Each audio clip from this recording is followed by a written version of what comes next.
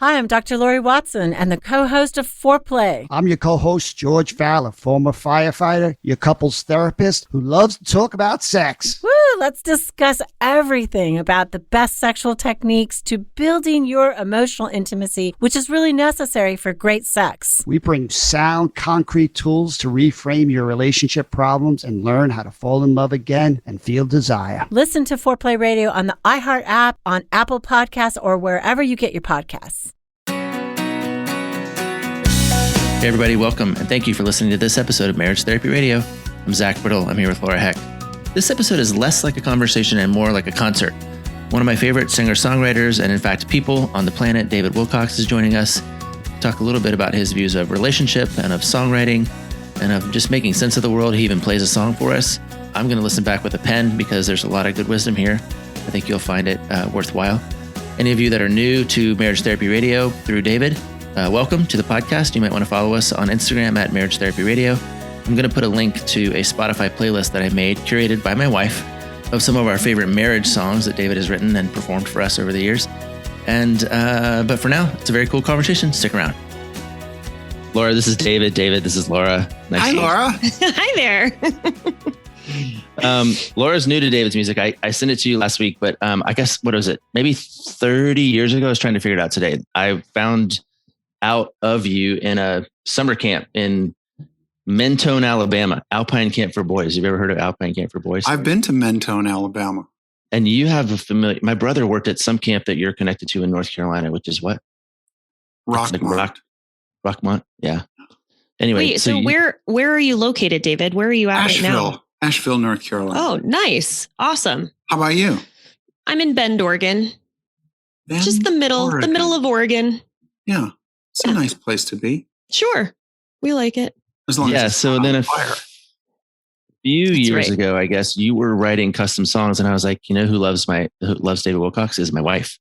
And in part because a lot of your songs are about marriage and about stories. You played one for us. I don't know if we recorded it or not, but we'll find out here. You can play it again if you like. Pretty long. Yeah, probably. But tell us just for a second, David, tell me and Laura who you are, what you're about. Like, I'd love to hear how you describe yourself. Okay, give me a second. What I'm about. How would I describe myself?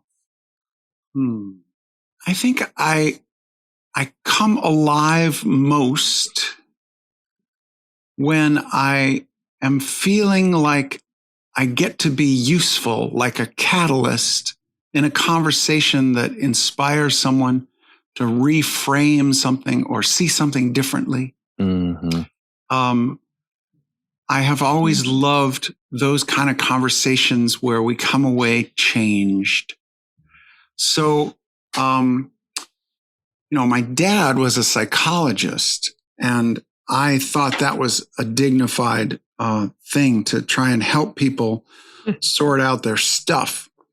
But I thought that for me, I didn't have the kind of personality that was confident jumping into other people's lives. But the one place that I found that confidence was in a sort of a journaling process. But it wasn't just words in a journal. My journaling process involves opening my heart as if I'm sort of asking my deep intuition, is there something I should know about the road ahead, about my life ahead? Is there something I need to say to someone in my life? Is there something I need to admit to myself? Is there a place that I'm stuck or a place that I'm caught? These questions I ask of my own heart. And when I said the way that I do this is to pretend that I'm a musician and pretend that I write songs. But that's not what I'm after. I don't want songs. I want life.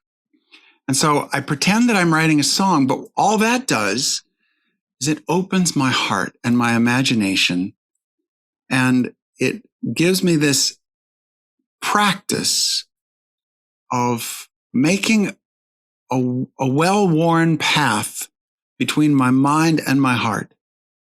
so that when I need to open that communication between heart and mind to navigate my life, I have access to levels of wisdom that I wouldn't have otherwise. And it's not that I was advanced in all this heart stuff. The reason why I did this is because I did not have access to my heart at all. My family of origin was just very up in the head. I don't even know my brother, and we talk a lot, and he's funny and he's smart, but I don't really know what makes him tick. So I come from a family that didn't really have access to their heart, didn't trust it. And I knew that the lives that run aground, the people that are really unhappy, are the people who somehow don't have a chart for their own sort of mystical arc of the story of their life. They're just kind of like reacting to stuff and not knowing what they really want. And so I needed to find my own sort of guidance. So because I was sensitive to music, because I could feel a good song, I use music sort of like you would use a Geiger counter to sense where there's radiation, or a metal detector on the beach to sense where there's metal. But for me, it's like, where's the emotion in my life? Where's the soul in my life? I don't know, but the guitar does. And so if I pretend I'm writing a song and I find words that stir me to tears, if it's a sad song, or make me laugh if it's a funny song, I find gradually the discernment to know what I'm feeling, which is a taboo thing for guys to do. And so I think what my life is about is I have this weird sort of quiet revolution happening that I decided it was probably the most revolutionary thing of all, to find that I have the authority to go to my own heart. Like, you know, there are some people who can only access their heart with the aid of alcohol. And the people who sell alcohol like that a lot. But I say, why not give yourself permission to navigate your life with your whole heart? So I do this in a way that to me feels revolutionary, because if you know what makes you happy, suddenly you don't need to buy all the shit that they're trying to sell you. And if you're not buying the shit and making the gross national product more gross, then you don't have to sell your life by the hour. And then you can work at what you love. And then it becomes this beautiful, spiraling, beautiful cycle of becoming more alive. And, you know, you have a smaller house and a bigger life, and you learn to not be a puppet to the people imposing their ideas of what you need to do with your life, because you have access to your own opinions. So to me, this feels like a revolution. And it only feels that way because I came from a handicap from my family of origin. My whole family is medicated, depressed, hospitalized with depression, just completely out of touch with their own hearts. So to me, I just thought, do or die, I have to give myself permission to feel. And I use music for that excuse. Because if I sit down and say, no, how are you really? People say, you're fucking creepy, get away from me. But if I say, can I sing you a song? They say, yeah, sure, why not? And then next thing you know, they're crying and they're saying, that happened to me. And suddenly we have a friendship. So I just think as a culture, we are less susceptible to being manipulated by the marketing people if we know what makes us happy and have access to that. That's all. That's who I am. Well, that's awesome. And we can stop now if you want, because I think we got everything. Right? Nailed it. No, so a couple years ago, you were writing custom songs, and I said, my wife, she would love this. And in part because she has been curating your music for me for 30 years. And there's lots that you're writing about relationships, lots that you're writing about marriages. And just listening to you talk right now, I wonder why that captures you. I mean, maybe it's obvious, but you know, you've written about a whole lot of things, but I sent Laura a list of, I don't know, 8 or 10 songs that are just at the heart of what we talk about every day. And I wonder why that wakes you up, or what you can tell us about that.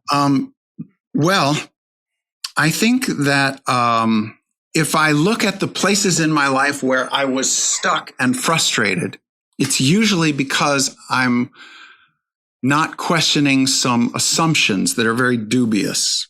So a reframe of my assumptions can really rock my world and make it so that my effort is affectatious. That's not the word. What's the word for it actually works? Anyway, affect something. So what I love, for example, is 30 some years ago, when Nance and I were not even married yet, we'd just known each other for a little while. We discovered we were reading the same book. It was a Jungian guy named Robert Johnson who had written this book called We, Understanding the Psychology of Romantic Love.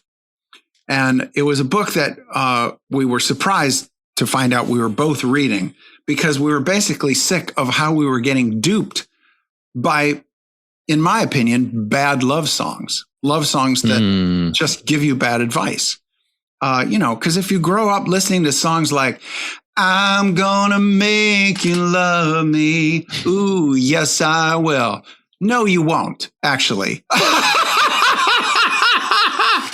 And so when you start out with bad directions, it's really hard to get where you really want to go. So we were both reading this book that was sort of hacking those ingrained myths of, having another person fulfill your sense of self-identity. And when I wrote about that in songs, I wrote about it like, imagine you're trying to get into a club and someone's walking out and they have a stamp on their wrist, and you say, hey man, try to just see if you can get that to rub off on me. Can you get into the club? Can you get into the realm of the self-actualized by just being next to somebody? No. They just say, get the fuck out of here. So, what I discovered is that's the myth of romantic love. That's the myth of the prince who's going to suddenly ride you off to the castle. Your life doesn't get fixed by somebody else. And Nance and I were both reading this. So we decided we were going to be like the stewards of our own growth.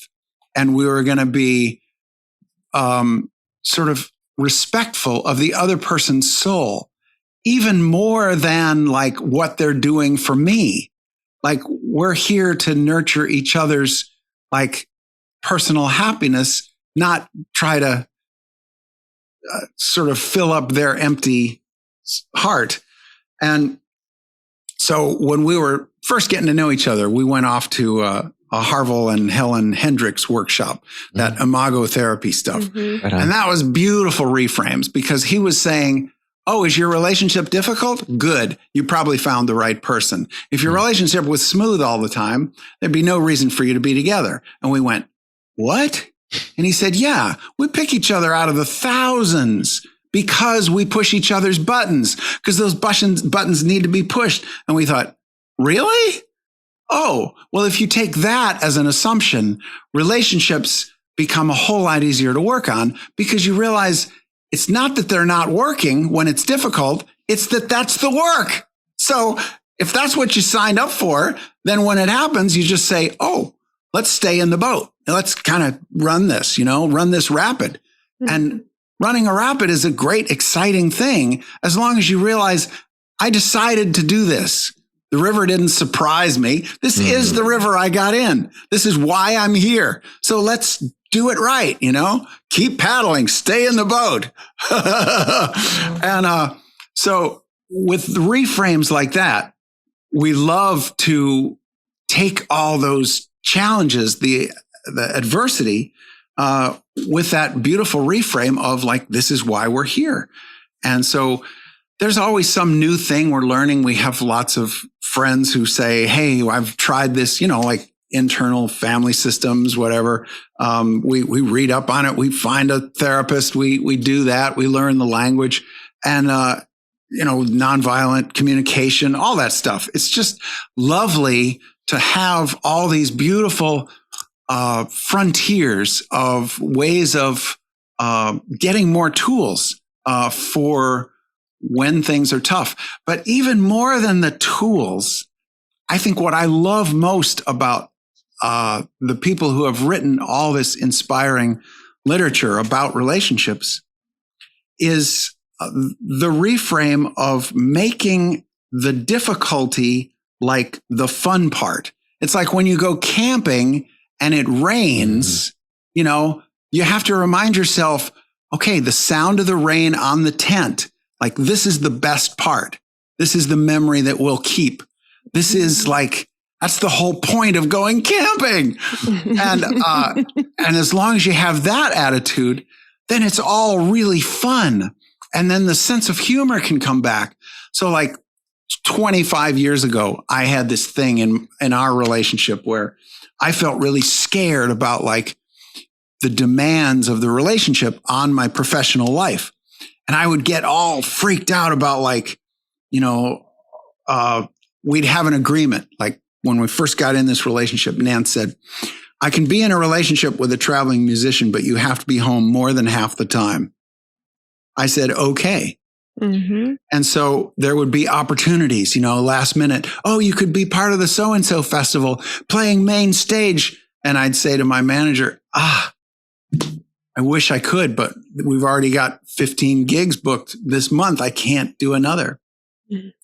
And so that kind of holding that line, because what I wanted was not more songs. What I wanted was more life. I wanted a relationship to feel as good as a good song. So I had to sort of have that kind of reminder about it's not the music that I'm after. Music is just my teacher. But there were times when there would be some opportunity and it would like totally make me forget all that. And I would say, oh, I got to go do this. It's so important. Now's the time. And I would feel like the constraints of the relationship on my professional life scared me, as if like she's trying to take away my music. And so once I admitted that that's what I was feeling, and I admitted it with a sense of humor, I said, I know this is crazy, but this is what I'm feeling. So then the next time it happens, she would give me this smile, this little devilish glint in her eye. And she'd say, by the way, I am trying to kill you and take away your music. And I'd say, I know, right? And we both laugh, and it would disarm that amygdala brainstem reaction. And I would suddenly realize this woman is on my side. And so that kind of sidestepping, it's the Aikido move, the emotional Aikido. Like when something's coming at you, learn how to say, why is this not coming from them, but coming from me? How is this me talking to me and not just the situation? So all that kind of curiosity, that reframe, basically what I love about all the literature of relationships is it makes the whole process fun. It makes the whole process like, oh, this is cool. It's like, why would you go to a class 5 rapids river? It's more fun, Why would you get with somebody who pushes all your buttons?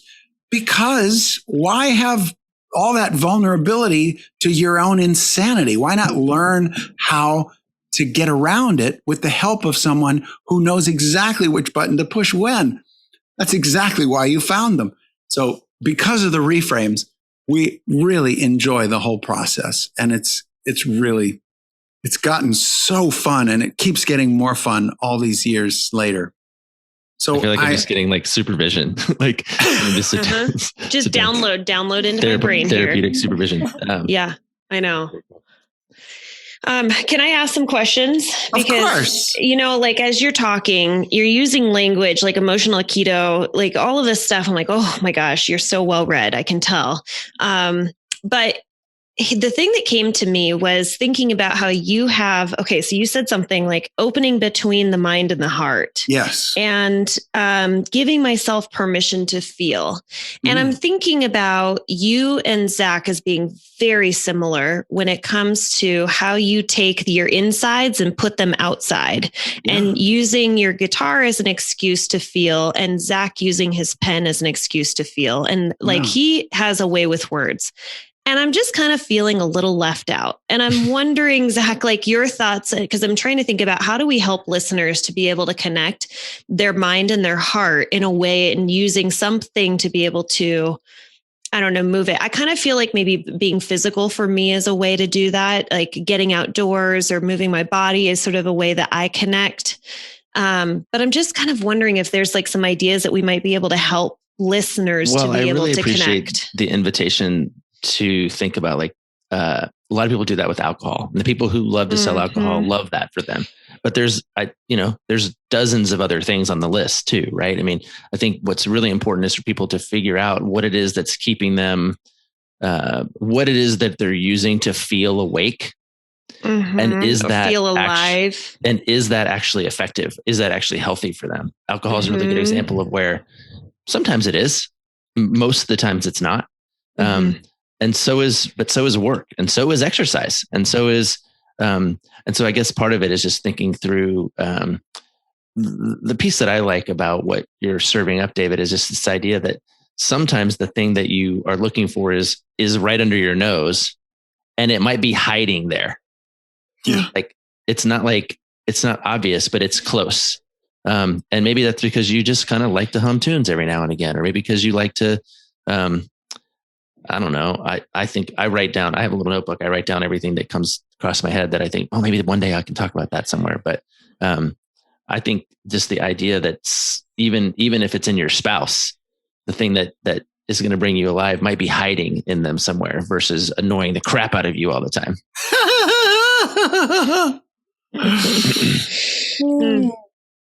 I loved your question about, in order to not feel left out, give me some examples of how you get that communication going between heart and mind, how you get permission to do that. And I really think, especially with guys, it's a permission thing. And I think the fun way to talk about it with guys is to talk about it as if it is like a life hack, as if it's like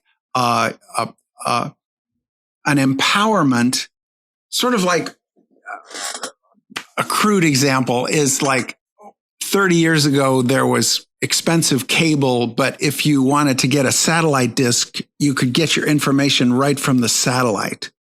And, you could just take it and not pay the cable company. To me, it sold a lot of satellite dishes because people thought, I'm going to be in charge. I'm going to get through to what I need without a middleman.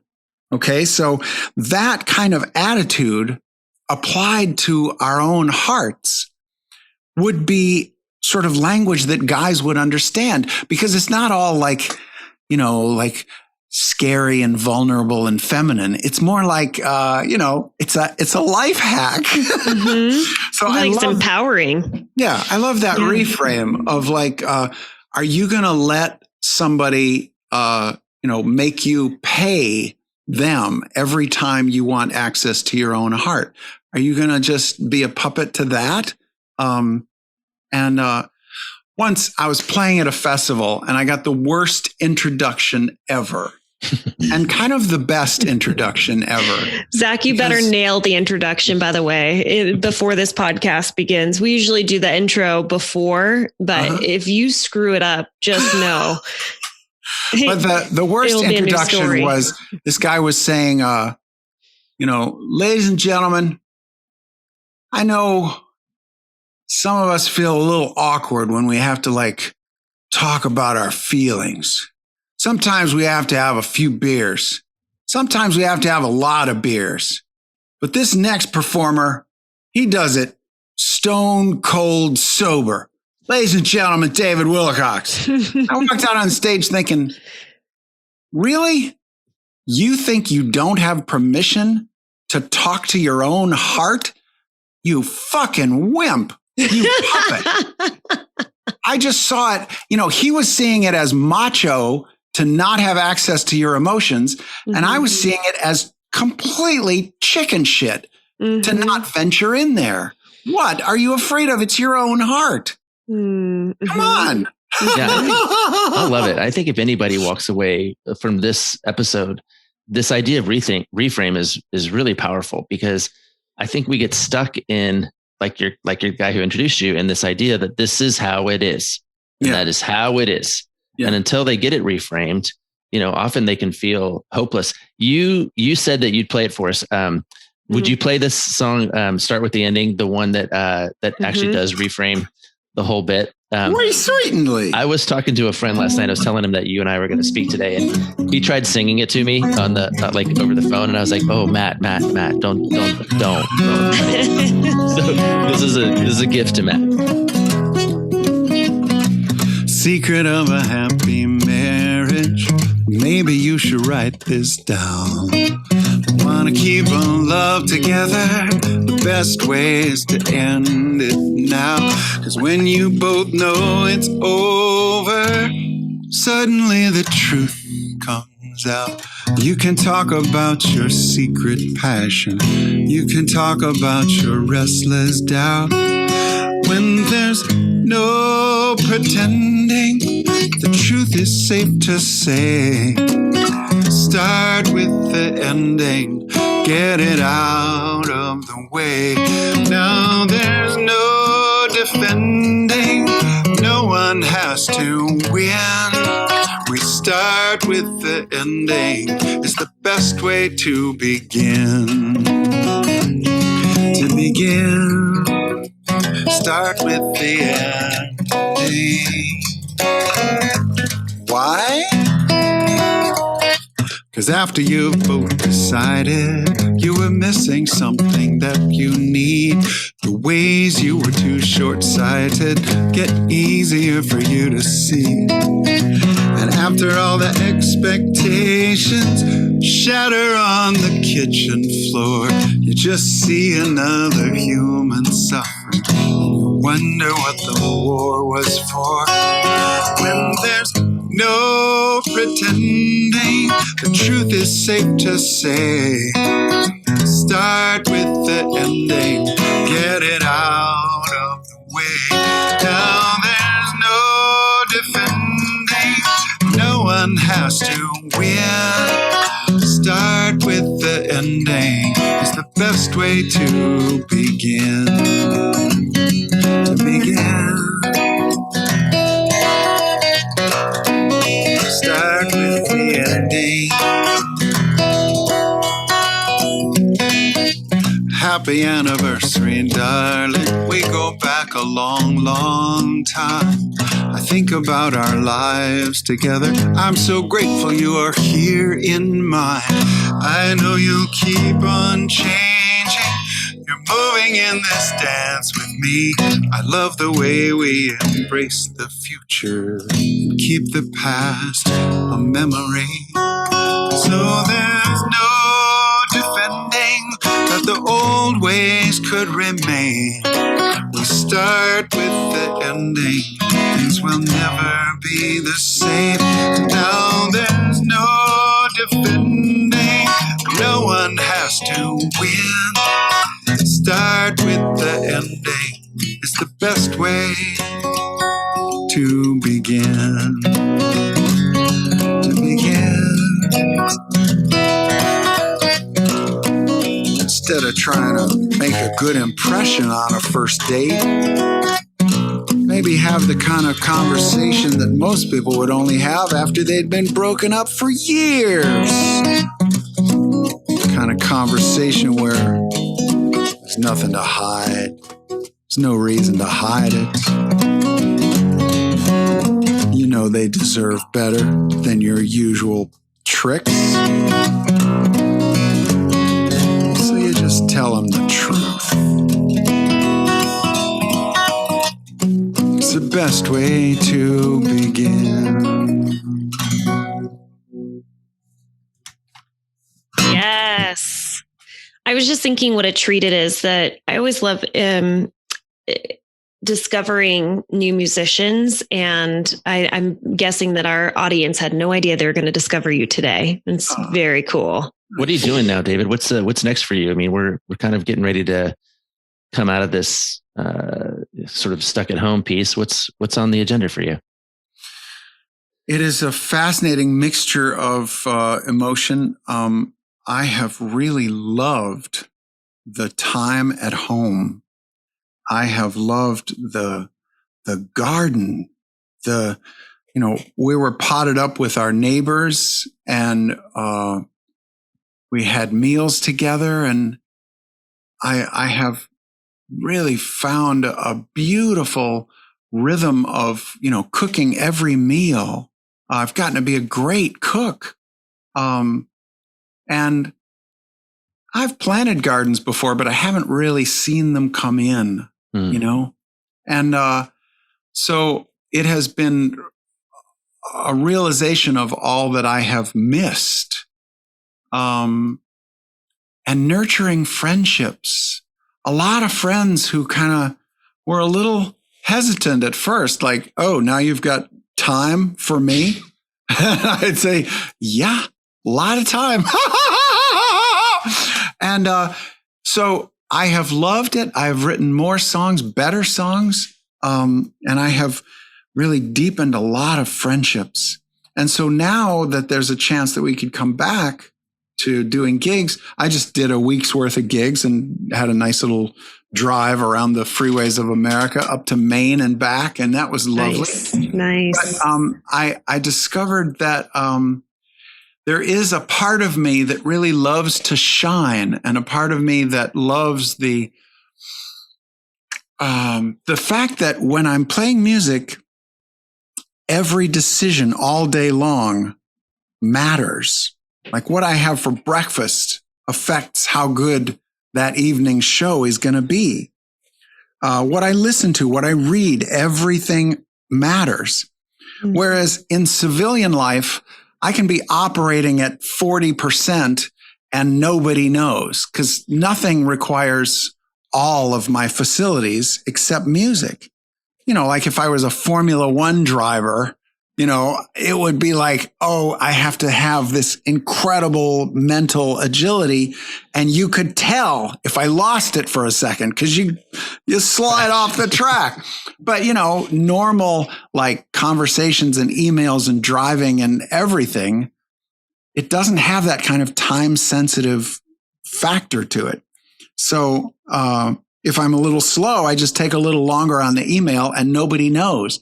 Mm-hmm. But playing music, it's so satisfying because everything matters. And therefore, everything is instilled with purpose.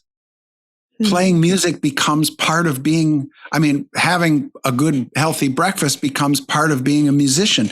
It becomes instilled with purpose. So that's a beautiful thing. But the other side of that, the shadow side of that, is that there is a kind of a performance mentality that I slip into, that I become aware of how I appear, how I appear in my singing, how I appear in my posture, how I appear in my my songwriting.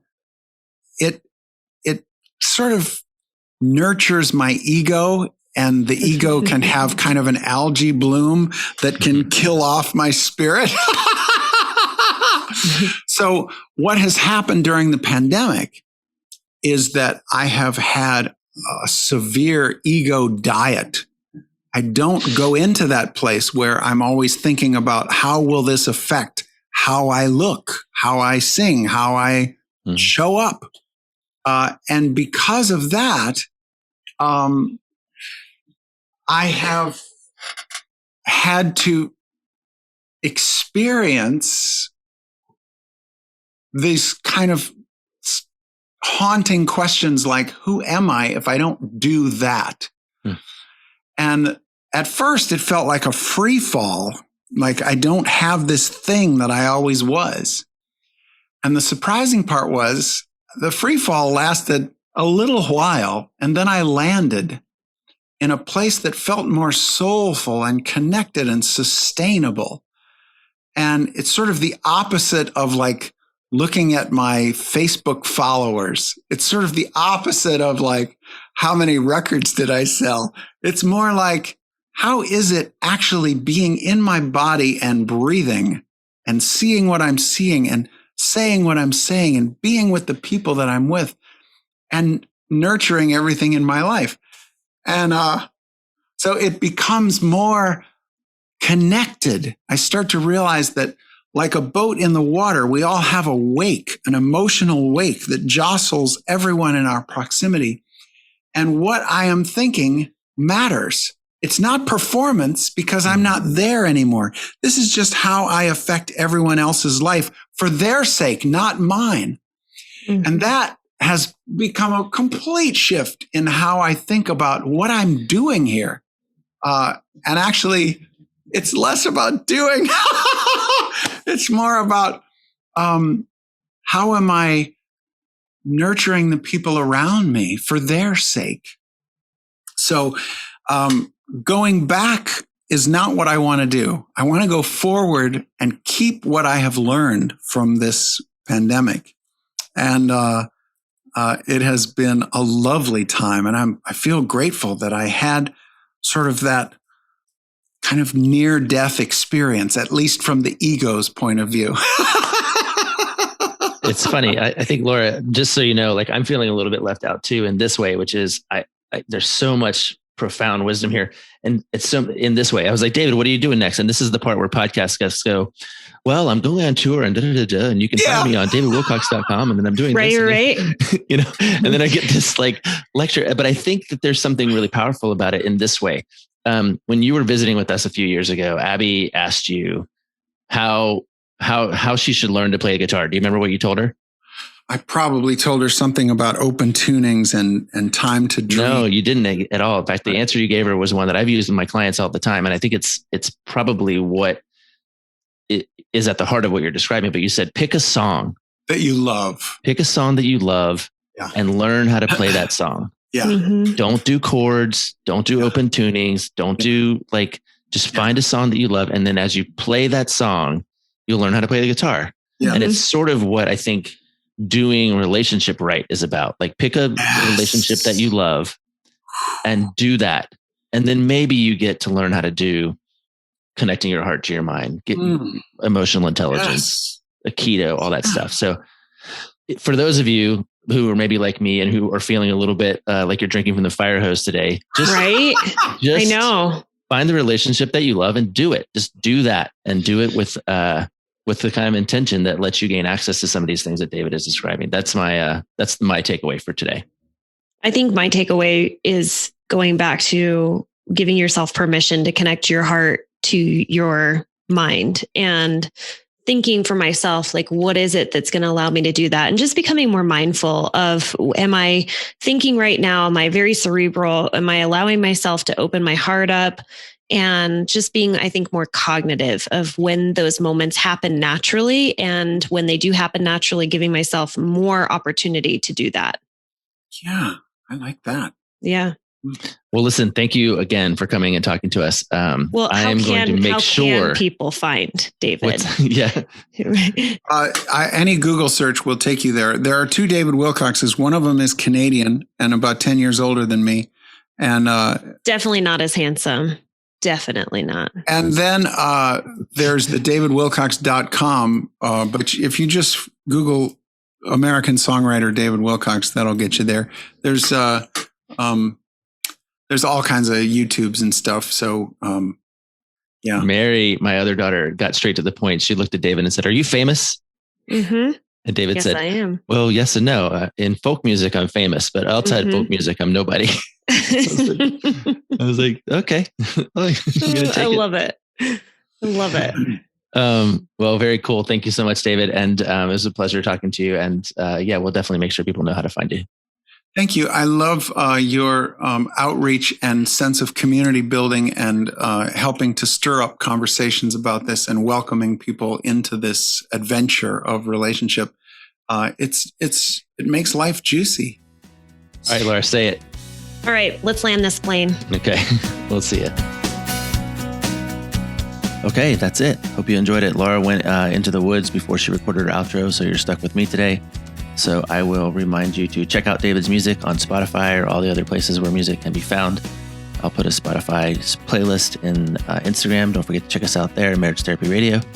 And again, I'll thank you for listening, and I'll thank you for all the time and attention you're putting into your relationship, making it better today than it was yesterday. See ya.